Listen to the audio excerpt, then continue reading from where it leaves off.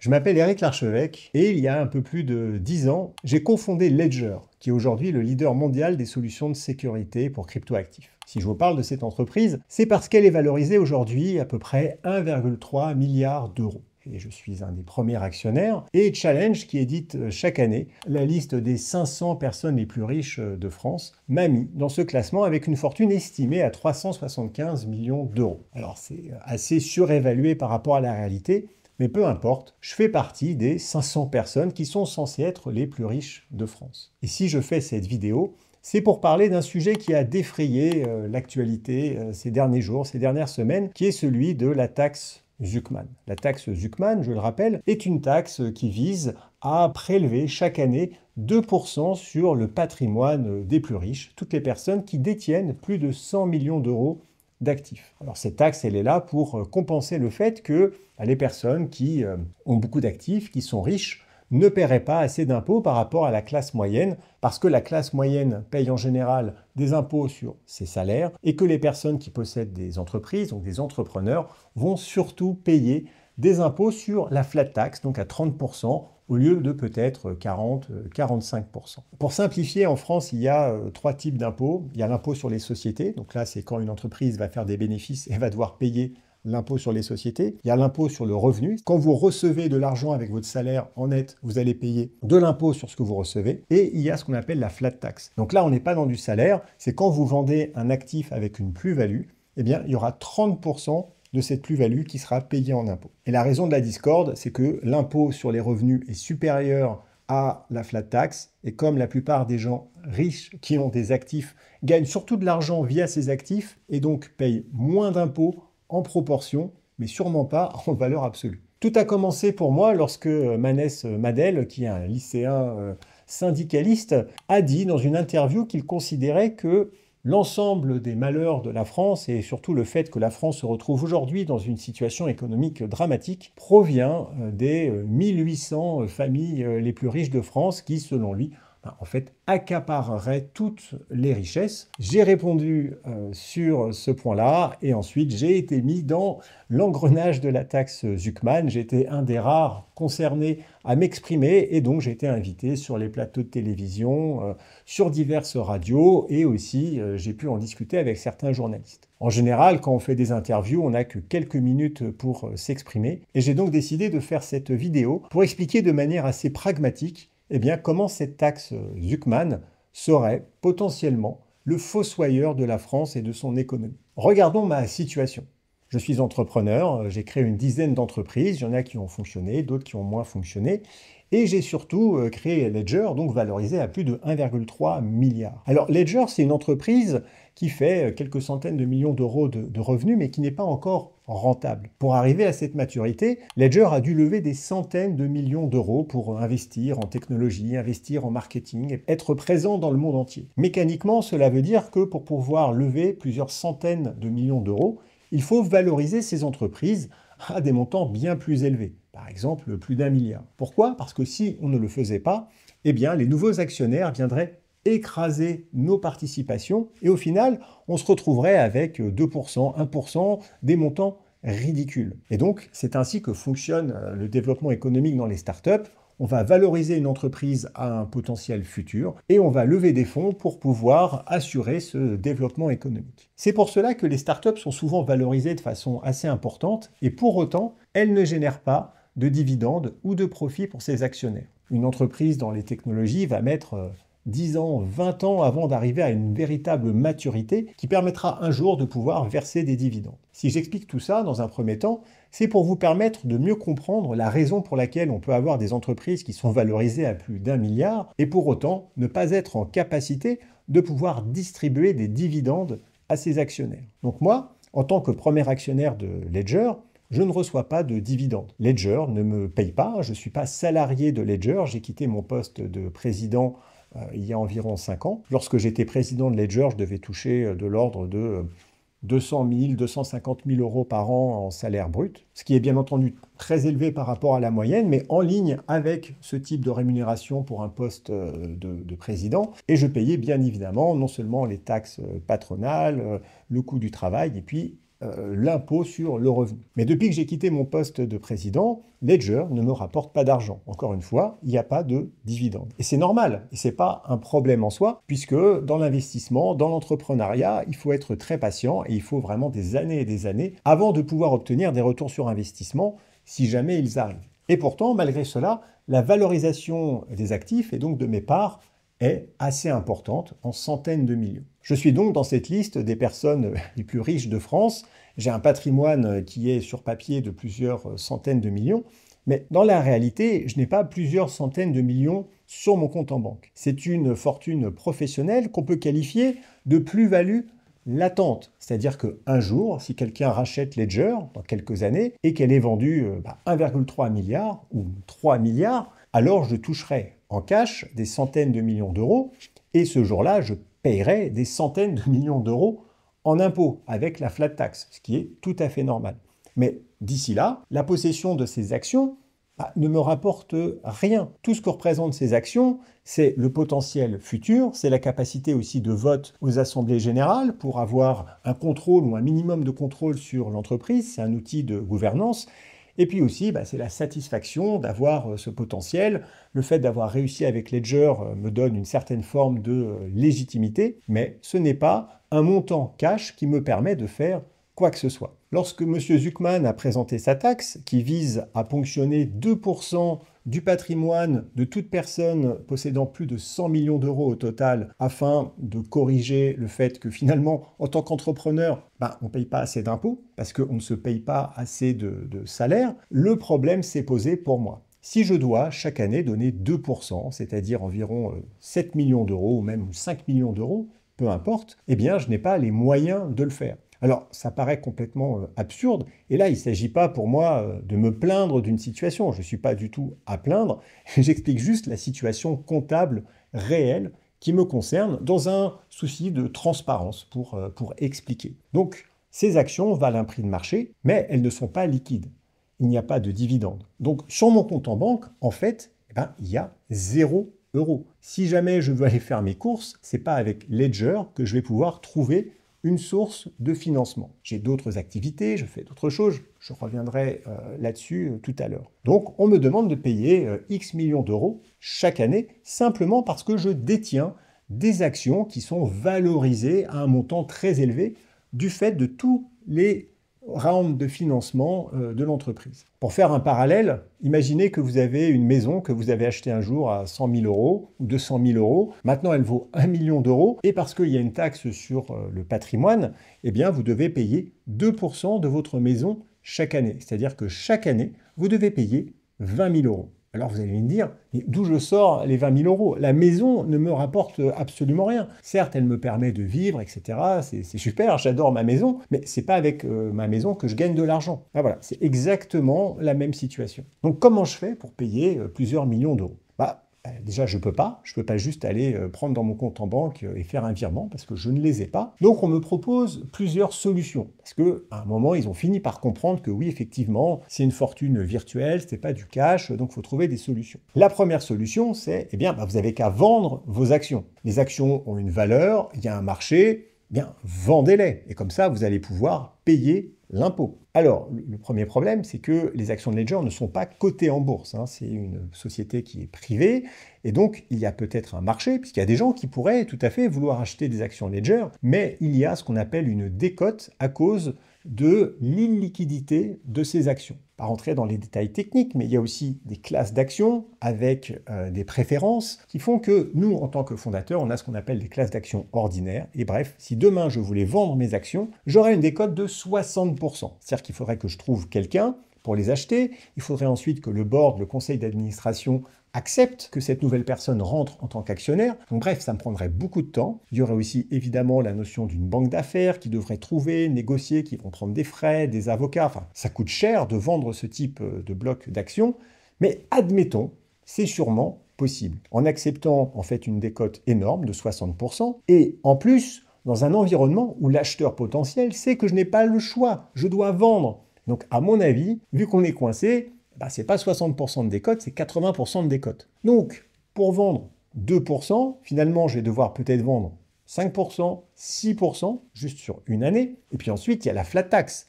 C'est-à-dire que je dois payer 30%. Donc, il faut que je rajoute 30%. Donc, ça va peut-être être 8% de l'entreprise que je dois vendre chaque année. Et donc là, je peux payer un impôt. Mais là, on se marche sur la tête. C'est inacceptable. C'est-à-dire que si chaque année, pour faire face à cet impôt, je dois vendre une grosse partie de l'entreprise, c'est complètement absurde. Et en plus, c'est complètement injuste. Parce que, encore une fois, la présence de ces actions ne me rapporte rien. C'est pas comme si, avec, je pouvais m'acheter quelque chose ou faire quelque chose. L'autre option qui m'est proposée, c'est, vous n'avez qu'à emprunter. Mettez vos actions en collatéral, ça s'appelle un lombard, et donc, vous avez de l'argent et vous payez l'impôt avec. Alors, quand je dis mettre en collatéral, ça veut dire mettre en gage. C'est un petit peu comme si vous aviez besoin de cash, vous prenez le collier en or de votre grand-mère, vous voulez pas le vendre parce que vous y tenez, vous allez donc voir ce qu'on appelle un prêteur sur gage. Vous lui donnez le collier, il va dire « Ok, je pense que ça vaut 10 000 euros, par exemple, donc je te donne 2 000 euros. » Il va évidemment pas donner la valeur du collier parce que ce serait trop risqué pour lui. C'est donc cela, ce qu'on appelle un collatéral. Alors oui, c'est un système qui existe de mettre ses actions d'entreprise en collatéral,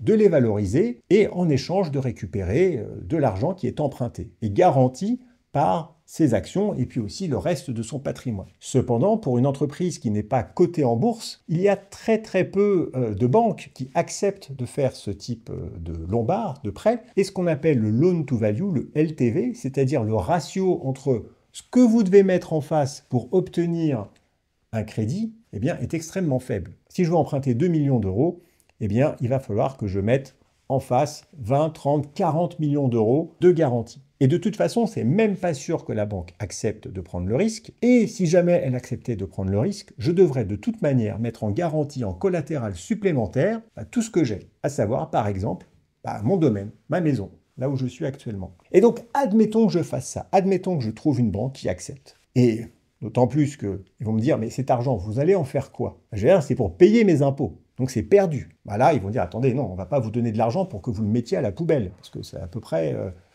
ça revient à ça. Et s'ils acceptent de vous prêter l'argent, c'est aussi parce qu'ils pensent que vous allez laisser une grosse partie, peut-être la moitié de cet argent, dans la banque et que vous allez investir dans leurs propres produits financiers. Comme ça, c'est gagnant-gagnant. Donc en gros, si je veux payer 2 millions par exemple en impôts, il va falloir que j'emprunte 4 et donc que je mette derrière 80 millions en garantie ou 50 millions, plus évidemment tout ce que je possède. Et ce type de prêt dure 2 ans en général. Alors on peut peut-être les reconduire, mais il n'y a aucune garantie. Et évidemment, ce n'est pas un prêt gratuit.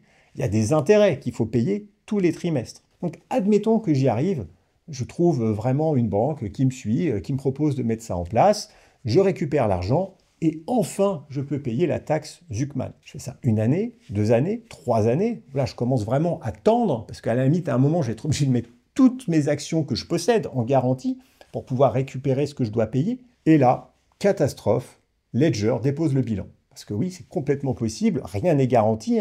Une entreprise, un jour ça vaut 1 milliard, le lendemain ça peut valoir 0. C'est complètement possible. Et donc non seulement je perds là tout mon patrimoine futur, mais en plus, je dois rembourser à la banque plusieurs millions d'euros sur des actions qui ne valent plus rien. Donc qu'est-ce qu'ils font?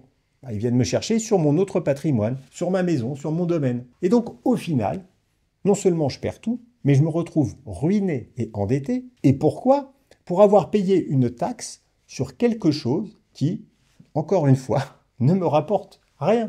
Alors, ils ont effectivement commencé à comprendre que c'était un problème. Donc, 3e solution, vous n'avez qu'à payer en nature. Chaque année, vous allez donner 2% de vos actions à l'État. Vous allez potentiellement garder vos droits de vote, parce que le but, c'est quand même de garder un minimum de contrôle sur l'entreprise. Mais on garde les actions, et puis le jour où vous allez vendre l'entreprise, on les vendra avec. Alors, ça c'est super, mais je suis désolé, ça s'appelle du collectivisme, c'est du vol. C'est-à-dire que ces actions, c'est ma propriété, et là, on vient me les saisir pour pouvoir payer un impôt futur sur quelque chose qui, aujourd'hui, ne me rapporte, encore une fois, rien du tout. Et là, c'est un principe de liberté fondamentale qui est bafoué et qui est inacceptable. Et au bout de 10 ans, ça va être 15% de mon entreprise, de mes parts que je vais donner à l'État. Mais pour quelle raison? Pourquoi est-ce que je devrais donner, au bout de 10 ans, 15% de mes parts à l'État, alors que cela ne représente absolument aucun avantage économique actuel? Je paye un impôt sur quelque chose de complètement virtuel. Et avant d'arriver à une vente, on peut mettre 20 ans. J'ai créé Ledger il y a 10 ans, je pense qu'il faudra encore 10 ans. Donc si la taxe Zuckman avait existé depuis le début, à la fin, ça aurait été un tiers de toutes mes parts que j'ai données à l'État. Et en plus, évidemment, ensuite, un tiers à payer pour la flat tax. Donc à la fin, c'est plus de 2 tiers que je donne à l'État. Et là, ça devient confiscatoire. Je veux bien payer plus d'impôts, je veux bien entendre qu'on doit tous faire un effort. Mais la taxe Zuckman, telle qu'elle est construite sur un patrimoine futur, sur des plus-values latentes, n'a absolument aucun sens. Ensuite, on me dit, ok Eric, bon, tu as tes actions Ledger, ça vaut X, par contre, tu dois bien avoir autre chose. Comment tu fais pour manger, puisque tu dis que Ledger te rapporte rien? C'est que tu as d'autres actifs. Il y a des choses que tu pourrais vendre. Il y a un moyen de payer cette taxe. Alors oui, effectivement, j'ai d'autres entreprises. J'ai investi dans différentes startups, vous pouvez le voir dans Qui veut être mon associé. J'ai créé d'autres entreprises dont je possède des parts, comme CoinHouse, qui est un broker crypto, Day One, qui est un club d'investissement, et puis d'autres. Alors, ces entreprises, collectivement, ne dépassent pas les 100 millions de valorisation, quoique, mais c'est toujours pareil. Je ne peux pas non plus les vendre, c'est exactement le même sujet, il n'y a pas de liquidité, elles ne me rapportent pas non plus de dividendes, et donc elles ne me permettent de rien gagner. De temps en temps, je peux vendre des participations, donc oui, ça arrive de vendre des participations, parce que parfois il y a des entreprises que l'on peut revendre, et donc là, je vais gagner quelque chose, je vais payer la flat tax, mais je réinvestis tout. C'est-à-dire que pour comprendre comment ça fonctionne et d'où vient à la base l'argent qui m'a permis d'investir dans d'autres participations, eh bien, il faut comprendre la notion de structuration financière et la notion de holding. On reproche aux riches de mettre tout leur argent qu'ils reçoivent, lorsqu'ils en ont, dans une holding. Alors, c'est quoi une holding? Une holding, c'est une entreprise que je possède moi à 100% et qui a pour vocation de détenir des participations dans des entreprises. On va prendre un exemple très clair pour expliquer comment ça fonctionne. En 2021, lorsque Ledger a levé 300 millions dans un tour de financement qui était au milieu d'une euphorie incroyable économique, nous avons eu la possibilité, en tant que fondateur et actionnaire, de pouvoir vendre des actions. Pourquoi? Parce que la demande pour entrer dans Ledger était supérieure à ce qu'il y avait disponible, et donc la seule façon de satisfaire les investisseurs, c'était que les actionnaires vendent leurs propres actions. Donc cela arrive, ce sont des moments plutôt rares pour un entrepreneur. Il y a très peu de start-up ou d'entreprises non cotées qui font ce qu'on appelle du secondaire, c'est-à-dire de vendre les actions d'un actionnaire, d'un fondateur à un nouvel investisseur, mais ça peut se passer. Et c'est ce qui s'est passé en 2021. Il y a une partie que j'ai récupérée sur mon compte en banque personnel, ok, là c'est de l'argent, d'accord, et une partie que j'ai mise sur la holding, c'est toujours de l'argent, mais c'est de l'argent qui ne m'appartient pas parce que je l'ai apporté à ma holding. Je vais expliquer la différence et pourquoi je fais ça. Déjà, intéressons-nous à l'argent que moi j'ai gagné. C'est-à-dire que j'ai mis sur mon propre compte. Qu'est-ce que j'en ai fait? Eh bien, je l'ai principalement utilisé pour pouvoir acheter un domaine, ma maison, et la rénover. Voilà, avec son argent, chacun décide de faire ce qu'il veut. Moi, ce qui m'intéressait, c'était d'avoir un beau domaine, joli, avec des finitions de qualité. Et donc, c'est ce que j'ai fait. J'ai investi des millions et des millions dans ma maison parce que je considère qu'à la fin, c'est le meilleur usage possible que je peux faire de l'argent. Parce que bon, sinon, qu'est-ce qu'on fait de l'argent? Voilà, ça c'est très personnel. Moi, je ne vais pas acheter des montres, je m'en fous, j'avais envie d'avoir une maison. Et donc, j'ai dépensé la majeure partie de cet argent dans la rénovation de mon domaine. Il y a aussi une autre partie que j'ai investie en Bitcoin. Et j'y reviendrai tout à l'heure. Donc, cet argent que j'ai reçu, eh bien, je l'ai dépensé, je l'ai investi en rénovation. Et finalement, c'est grâce à cette vente qu'aujourd'hui, je vis au jour le jour. C'est ce qui me permet de manger, etc. Je n'ai pas d'autres revenus avec Ledger, mais il y a eu un moment, une capacité de pouvoir vendre en 2021 des actions. L'autre partie du produit de la vente, je l'ai mis dans une holding. Pourquoi? Parce qu'en fait, il y a une limite à l'intérêt d'avoir de l'argent sur son compte. C'est-à-dire que, tout à l'heure, je disais, qu'est-ce que je vais faire de mon argent? Si demain, je devais vendre Ledger et avoir 100 millions, par exemple, qu'est-ce que j'en ferais? Je veux dire, il y a un moment, faut bien l'utiliser, cet argent. Et voilà, j'ai rénové un domaine, je ne vais pas en faire 2, 3, je ne vais pas m'acheter un yacht, je ne vais pas m'acheter un jet privé, je m'en fous complètement. Donc cet argent, en fait, moi, j'ai envie de le réinvestir dans l'économie française. Et c'est ce que font la plupart, de toute façon, des personnes qui sont riches. Donc ils vont les mettre dans une holding, c'est-à-dire que je ne le touche pas personnellement. Il y a parfois aussi des optimisations fiscales qui se font, avec une sorte de paiement différé de l'impôt. Tout ça, c'est à peu près compliqué. Mais bon, à partir du moment où le produit d'une cession, d'une vente, d'une action est réinvesti dans l'économie, eh bien, il y a des dispositions fiscales qui font que vous pouvez baisser votre impôt. Ça, c'est pour encourager les personnes à investir dans l'économie. Et ça marche très bien, puisque c'est ce que font les gens. Ils le font, un, parce qu'ils se disent, de toute façon, qu'est-ce que je vais faire de l'argent sur mon compte? Et deux, ils se disent, autant l'utiliser dans l'économie française, et en plus, je paye moins d'impôts, mais c'est-à-dire qu'en réalité, on va envoyer encore plus d'argent dans l'économie, puisque au lieu d'aller dans l'impôt, ça va aller dans l'économie. En quelque sorte, eh bien, on va reprocher aux personnes qui sont riches, qui ont gagné de l'argent, de réinvestir dans l'économie et donc de payer moins d'impôts. C'est un peu là tout le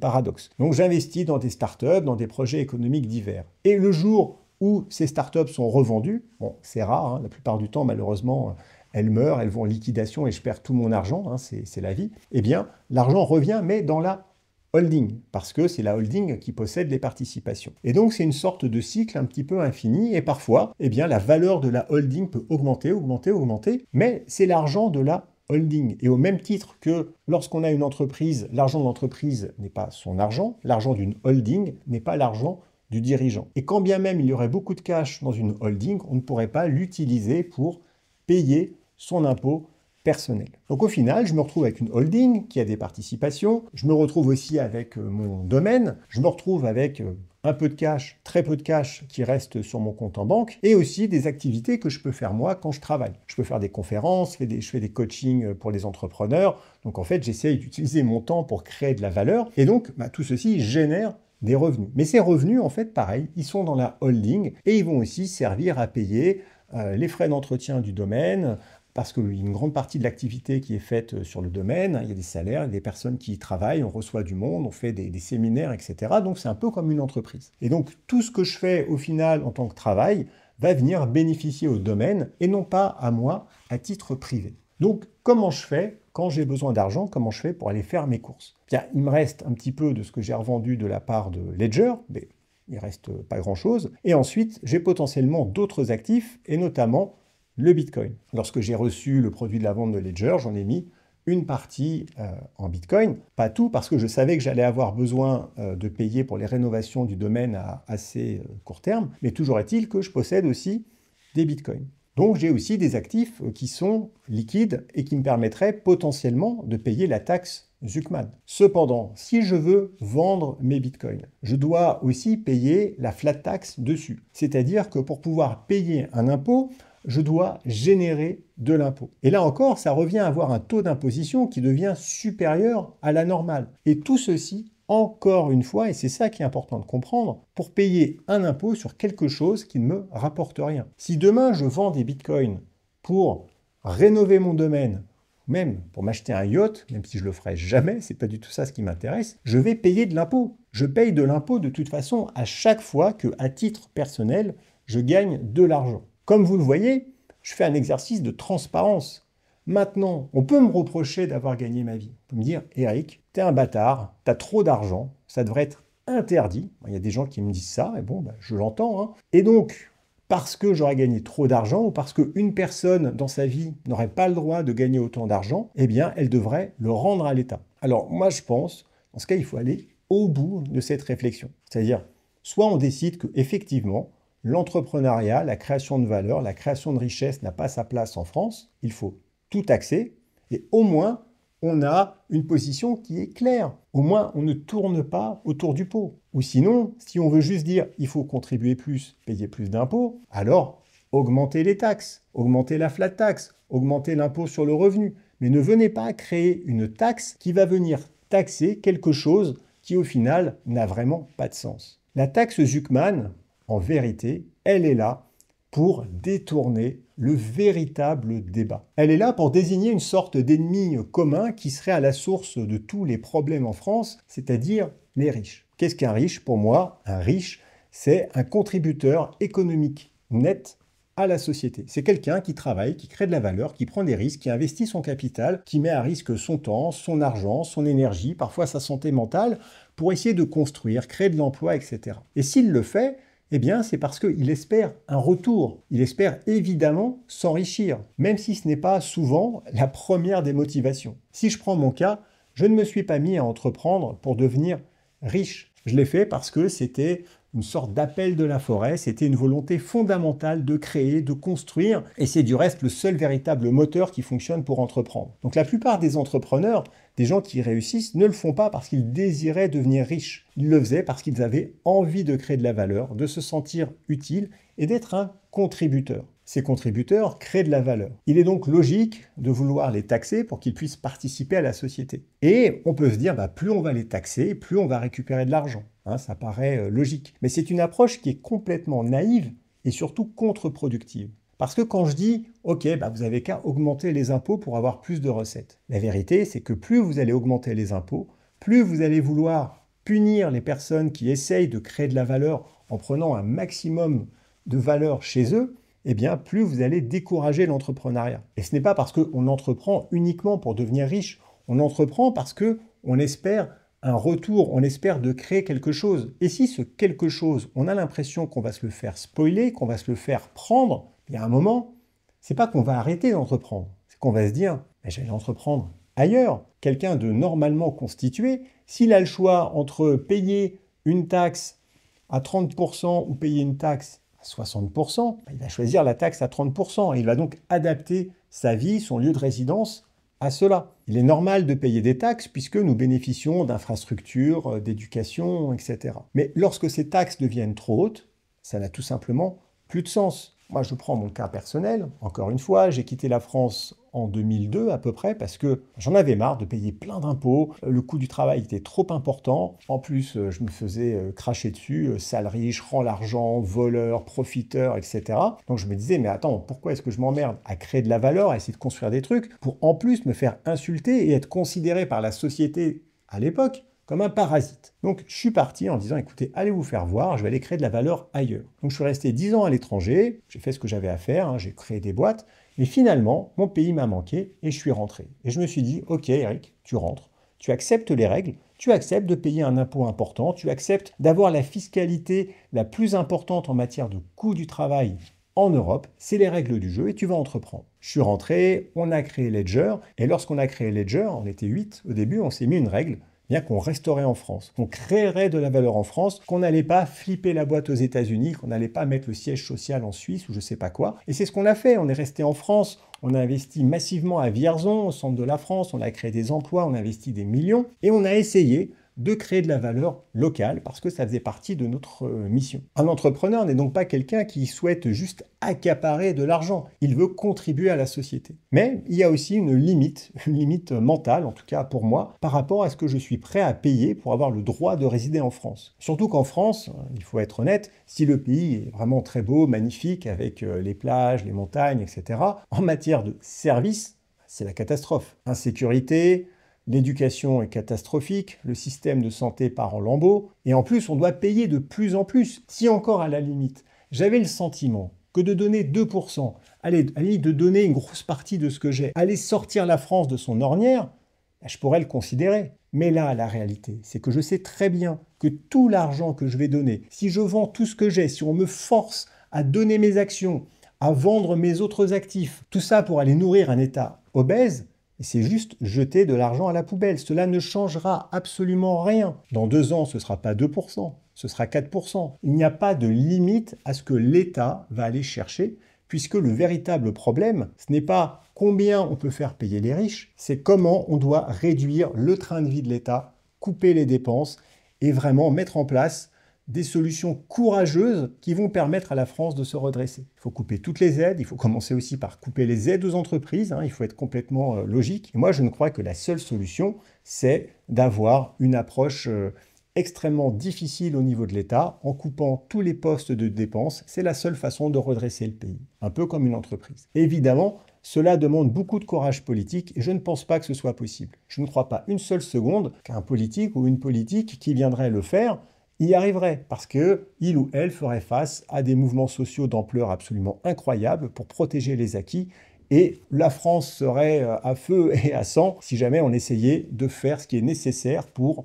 essayer de sauver le malade. On va aussi me reprocher et me dire, mais Eric, tu as bénéficié de la France, tu as été à l'école, la France t'a aidé, elle a fait tes études, puis quand tu as fait Ledger, tu as sûrement eu des aides de l'État. La BPI t'a sûrement fait des prêts, etc. Alors oui, c'est vrai, j'ai bénéficié des infrastructures, j'étais à l'école en France, et lorsqu'on a lancé Ledger, il y a eu quelques aides de l'État, c'est vrai, mais ces aides, on les a complètement remboursées. Et moi, à titre personnel, je pense que j'ai renvoyé largement plus d'argent à la France que ce que je lui ai coûté. Donc j'estime avoir une position morale tout à fait tenable par rapport à cela. Au final, ce que je retiens de cette histoire Zuckman, c'est qu'elle montre surtout à quel point il y a désormais une polarisation entre les contributeurs nets économiques, donc les riches, ceux qui contribuent à la société, et ceux qui ont besoin de cette contribution pour pouvoir continuer de vivre. Il y a une opposition entre les riches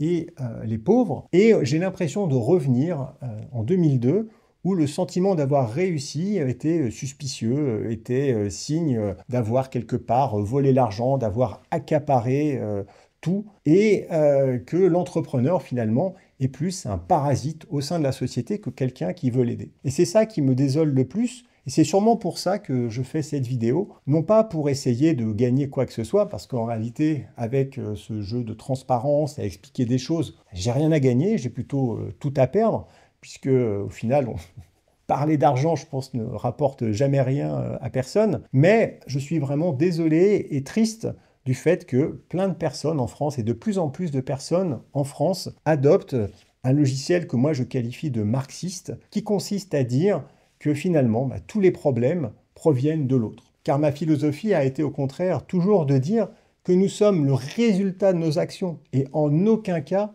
la victime de nos circonstances. Et donc j'ai vraiment du mal à accepter que tant de nos concitoyens voient des entrepreneurs, des personnes qui essaient de créer de la valeur, comme des parasites, comme des personnes qui volent. Et le retour de ce marxisme, de ce collectivisme, me laisse présager d'un futur encore plus sombre que celui que j'avais pu imaginer avant. Certes, la dette est abyssale, certes, les intérêts de la dette ne font que croître, certes, on va vers un gouvernement qui semble vouloir taxer encore plus, plutôt que de faire des économies, continuant de précipiter la France dans le ravin. Et j'ai bien peur que la conséquence, ce soit au final de faire fuir des esprits entrepreneuriaux, de faire fuir les gens qui sont contributeurs nets. Aujourd'hui, il faut bien comprendre que dans la société actuelle, eh bien, on peut se déplacer facilement, on peut aller partout dans le monde, et toute personne qui veut créer de la valeur, finalement, elle est cliente d'un État qui va lui proposer un certain nombre d'options, des options fiscales, des options sociales, des options d'éducation,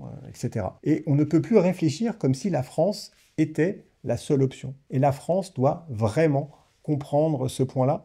Sinon, tout le monde va partir, les entrepreneurs vont partir. Ceux qui défendent la taxe Zuckman disent qu'on a déjà eu l'ISF, on a déjà eu des tentatives d'impôt à 70%, que finalement, peu de riches sont partis. Peut-être, effectivement, ceux qui sont vraiment riches, ils sont installés, ils n'ont peut-être pas envie de partir. Par contre, ce qu'on ne voit pas dans les statistiques, ce qui est terrible, et qui est vraiment le symptôme du mal possible en France, eh bien, ce sont tous les jeunes qui partent avant d'être millionnaires, qui partent avant d'être riches, simplement dégoûtés par les options qui leur sont proposées en France et qui vont aller voir sur d'autres cieux plus cléments, développer leurs entreprises dans d'autres pays et créer de la richesse ailleurs. Donc, en conclusion, il ne s'agit pas vraiment de mon cas personnel que j'ai utilisé pour illustrer ce sujet, mais vraiment de réfléchir à ce qu'on a envie de donner comme futur à la France. Est-ce qu'on veut une France qui essaye de créer de la valeur, qui encourage l'entrepreneuriat, la responsabilité individuelle,